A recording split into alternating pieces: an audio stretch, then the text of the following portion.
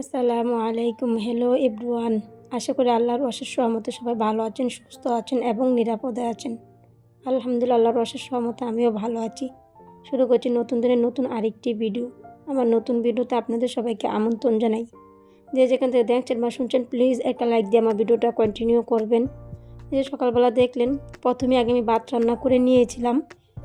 তারপরে এখন আমি মাছ ভাজি করব আর বেগুন ভাজি করব, গুঁড়া মাছ রান্না করব, মানে ছোটো মাছ রান্না করব। তারপর আমি ভিডিওটা অনেকটা লেট করে ভিডিওটা অন করেছিলাম। এখন আগের মতন গুছিয়ে ভিডিও করতে আর ভালো লাগে না, কেন জানি না কেন এমন হচ্ছে। সব কিছুই এলোমেলো হয়ে যাচ্ছে।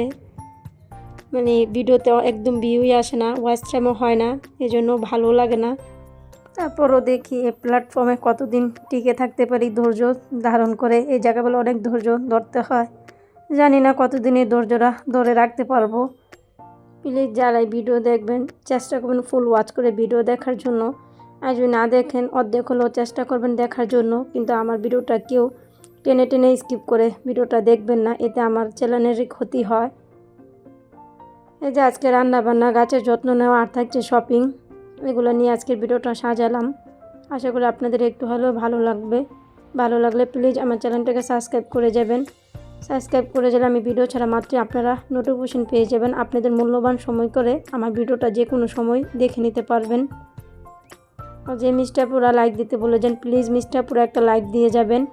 আপনাদের ছোট্ট একটা লাইক আমার জন্য খুবই খুবই গুরুত্বপূর্ণ। নতুন দিনে নতুন ভিডিও করতে আমাকে উৎসাহ দেয়। প্লিজ একটা লাইক দিয়ে যাবেন। এই যে গাছ লাগানো তো অনেক সহজ, গাছের যত্ন করা আমার মনে হয় একটু কঠিন। গাছের টবগুলো কয়েকদিন পর পরেই মুছতে হয়। এই যে আমার মেয়ের পরীক্ষা ছিল, ভিডিও করা এই গাছের দিকে খেয়াল করা হয়নি। তারপরে এই গাছের টবগুলো আজকে সবগুলো মুছে নিয়েছি একে একে। আর আমি তো একটা সার শুকিয়ে দিই, কলার খোসা, আলুর খোসা, এগুলা শুকিয়ে তারপর আমি গাছে দিয়ে দিই।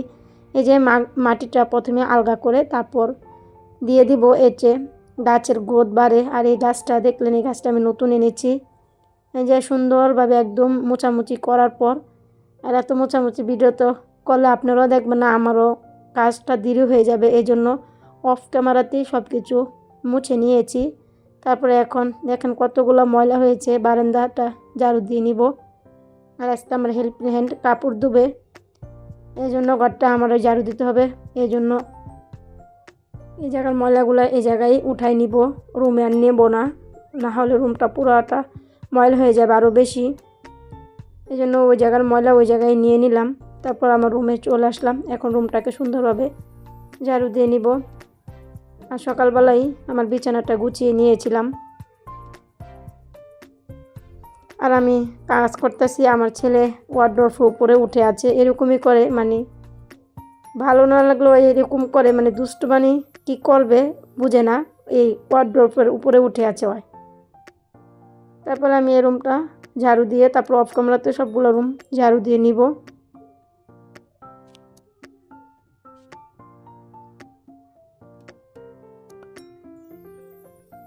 এই যে আমার সুন্দরভাবে পরিপাটি করে আমার বারান্দাটাকে, রুমগুলোকে গুছিয়ে নিয়েছি অফ ক্যামেরাতে। এই যে সুন্দরভাবে এখন কি একটা ভালো লাগতেছে, পরিষ্কার একদম বারান্দাটা ভালোই লাগতেছে। আর আমি একটা বেলি ফুল গাছ লাগিয়েছি, যে আনার পর অনেক ফুল ধরেছিল, এখন কি হইলো বুঝতেছি না, এখন আর ফুল ধরতেছেই না।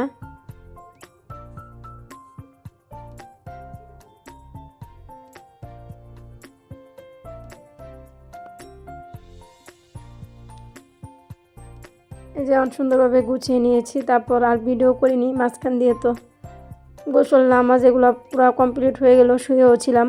তারপর এখন বাইরে যাব একটু মার্কেট করতে। তারপর আমার হাজব্যান্ড আজকে খাবার নিয়ে যায় নাই, তারপর ভাবতেছি ওই দিকেই তো যাবো। তারপর আমার হাজব্যান্ডের জন্য ভাত নিয়ে যাই, তারপর ভাতও নিয়ে আসছিলাম। তারপর গাড়ির মধ্যে তো আর ভিডিও করা সম্ভব নয়, আমার ছেলেকে এই ধরবো না, ভিডিও করবো।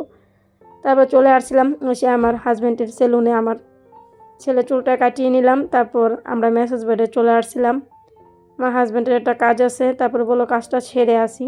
তারপর আমার ছেলে তো বিকালবেলা ঘুমিয়ে অভ্যাস।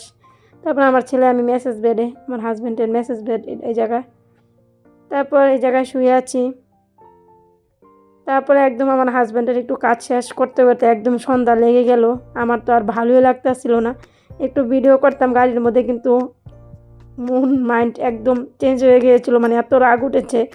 প্রায় আমি 3টার দিকে আসছি, আর এখন মাগরিবের আজান অলরেডি দিয়ে দিয়েছে।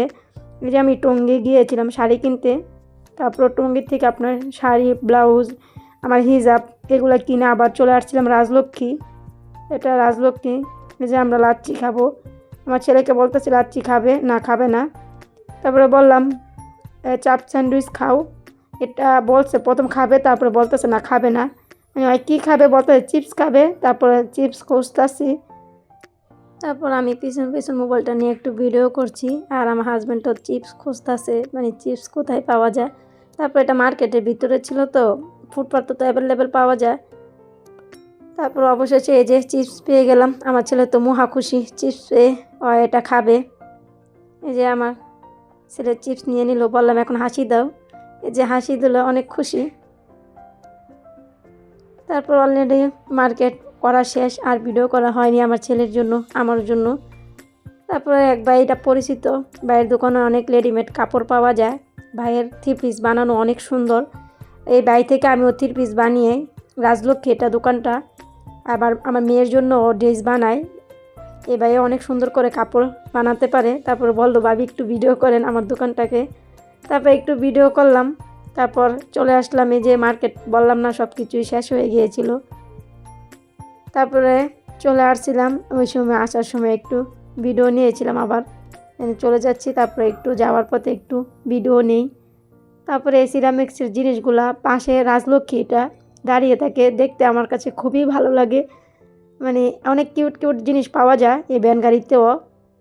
আর কি মার্কেট করলাম দেখাবো পরবর্তী ভিডিওতে। সবাই ভালো থাকবেন, সুস্থ থাকবেন। আল্লাহ হাফেজ, আসসালামু আলাইকুম।